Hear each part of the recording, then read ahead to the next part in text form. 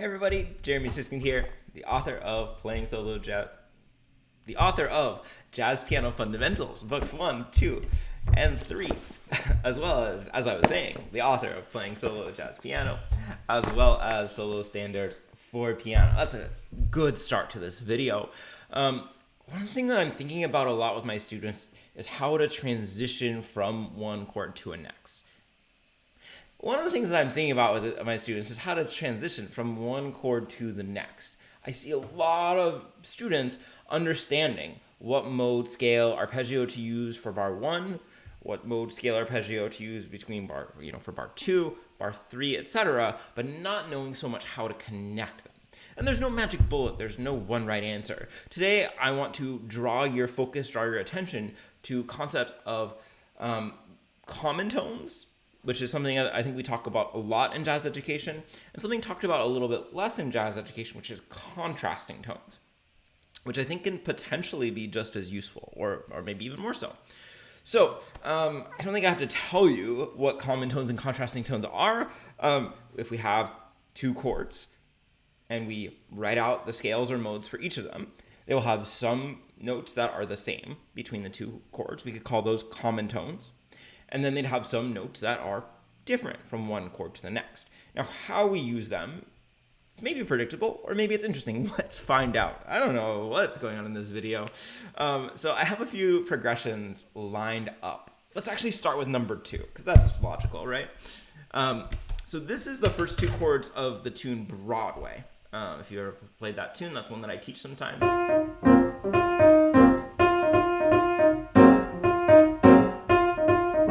So that's 2 bars of E flat major, I wrote it as 1 bar, and then 2 bars of A flat 7, sharp 11. If you look in the real book, it won't say sharp 11, but if you know theory really well, you'll know that there should be a sharp 11 in that chord, probably. All right, so E flat major scale, I think we all hopefully know. It's got 3 flats, A flat, B flat, and E flat, not in that order. And then an A flat 7, sharp 11 is going to use the Lydian dominant scale, meaning it's like an A flat major scale. Lydian means sharp 4, dominant means flat 7. So it's like an A flat major scale with a D natural, but a G flat. Now, you might be able to eyeball this as is and look at which notes are in common or not, but I recommend, if you're not able to eyeball it, to write the 2 scales starting on the same note. So it's going to be actually, you could think of it as a mode of the A flat 7 scale, but I'm going to start it on E flat so that we can just compare side by side. And you'll realize, if you're, again, good at theory, that this is actually the E flat melodic minor ascending. And this is E flat major. Okay. So in terms of common tones and contrasting tones, almost all the notes here are common tones. If you look from one scale to the next, there should be, if I did this right, only one difference. G moves to G flat. Okay. So let's start with common tones. So one thing that I recommend that you do if you can is try to organize these into groups.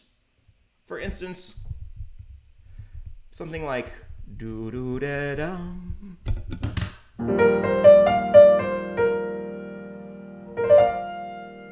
is like most of a pentatonic scale. We could actually create a pentatonic scale based on A flat. It's not going to be the most harmonious because we have the 4th of the chord here.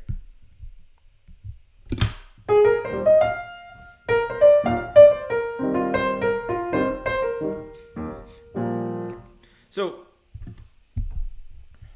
I could even just look at do do da do da, those 5 notes.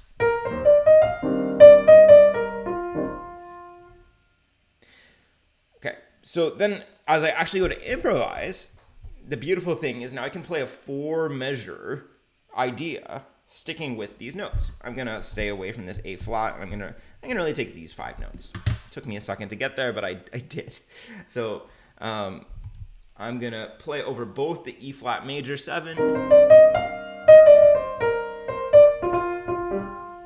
and then the A flat majors, the A flat 7, sharp 11, using those 5 notes.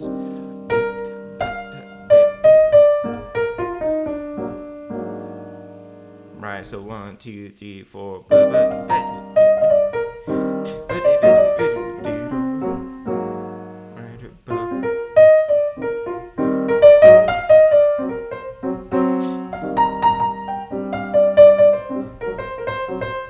played a G there by accident.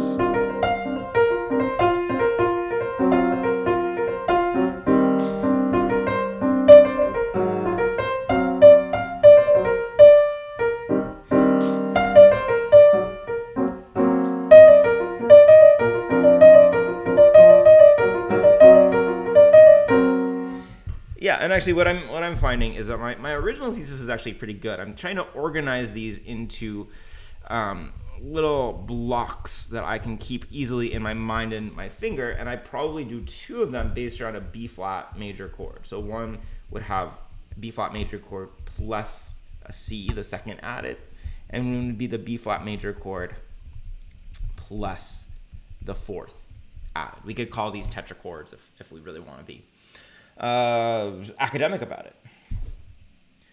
That helps me keep these in my mind and makes them make a lot of sense. Okay, now contrasting tones can be really useful to point out the movement of the chords. Right? And so I might use these contrasting tones as like a little guide tone line and really try to accentuate those contrasting tones.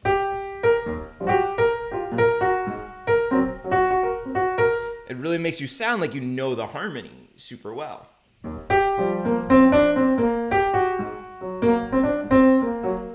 And what am I adding in between the contrasting tones? I'm adding the common tones, right? What I just played was contrasting tone, 3 common tones.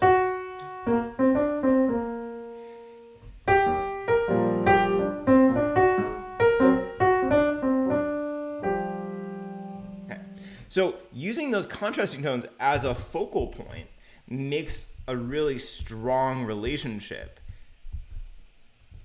between the 2 chords. It makes a really clear sense of how the harmony is moving.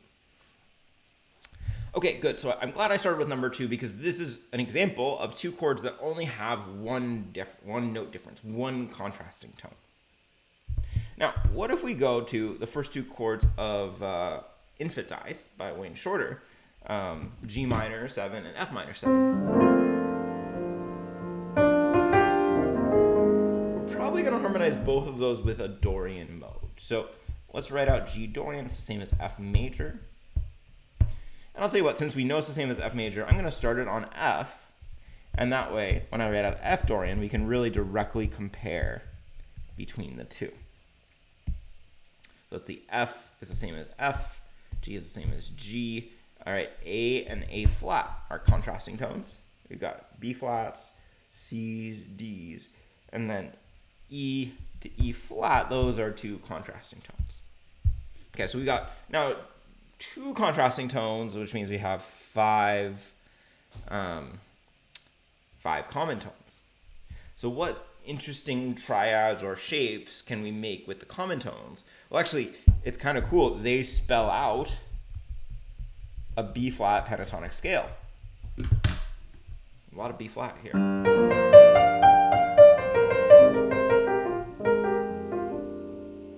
So that's a great place to start improvising if you want to improvise with one long phrase going across these 2 chords.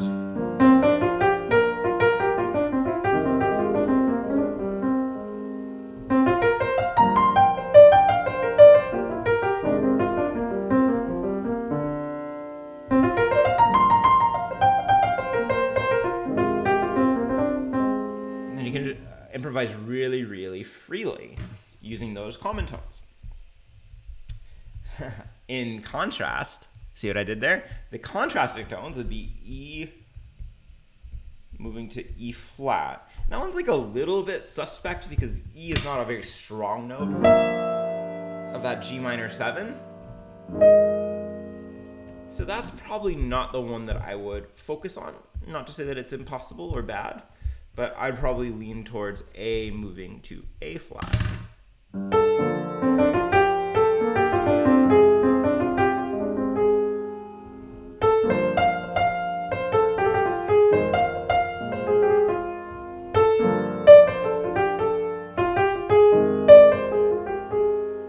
One thing that you can do with these contrasting tones, and I've done it, so maybe it was implied, but let me state it outright, is that you can play the same thing in these various measures, but just changing that one note.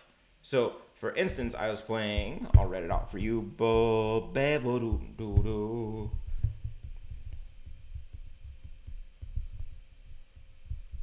Do, do.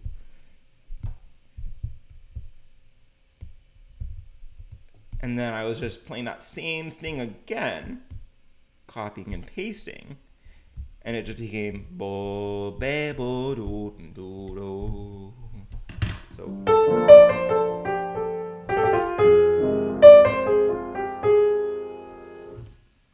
pretty effective, I think. Now let's just entertain this E to E flat. Let's see what would it sound. Not bad, right?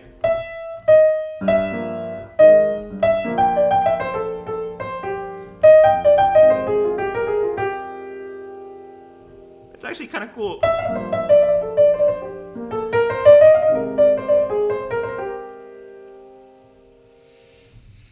Not necessarily bad. And of course we could do, like, think about the two tones. If you're a theory teacher and those perfect fifths drive you crazy, I'm sorry.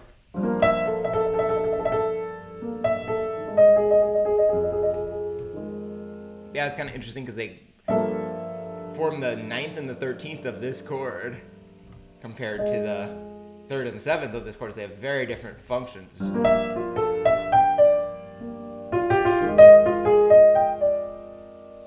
So if you wanted to, you could highlight both contrasting tones. All right, and the last example that I gave here is from Recordame. Is it by Joe Henderson or Kenny Dorham? I know it's off of Joe Henderson's Page 1 album. I want to say it's written by Kenny Dorham. Who could say? Somebody out there, you'll tell me. You'll set me straight. All right, so again, this is two Dorian chords. So this A minor 7 is going to have just an F sharp. But these are two very different chords. And this C minor, that's C Dorian for you. All right, so let me start this C minor 7 on A. So I've got a B flat and an E flat. So I'm just going to write a scale starting on A using a B flat and an E flat. That's like a Phrygian. Is that right? I think it is.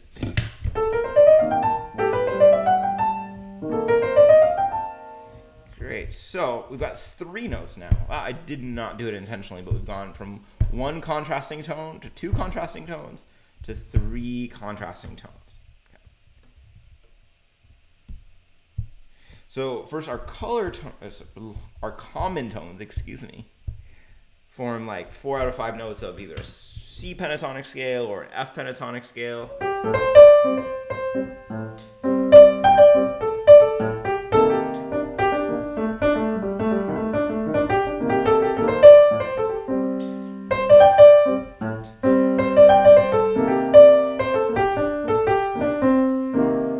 Nice intervals though. So you could focus on those 4 notes. And by the way, it's probably too late in the video to do a sides, but what the heck? If you want to, you could include things like chromatic lower neighbors to these notes, right? Those are just non-chord tones. It doesn't really matter whether they're part of the chords or not. So it could be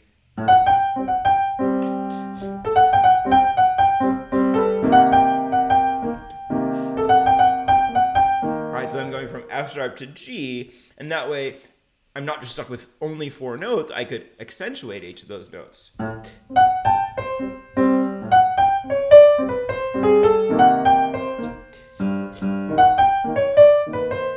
Right, it doesn't sound quite as modal as leaving those out, but those are there for the take. And then I can go from B to B flat. That would be a really lovely contrasting tone.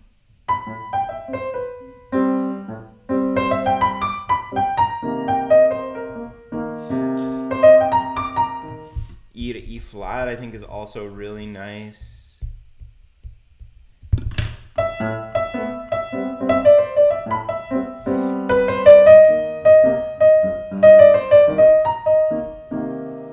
Pretty cool. And then F sharp to F might be the weirdest one because that's going from the 13th of one chord to the 11th of another. Pretty different. Let's see how it sounds.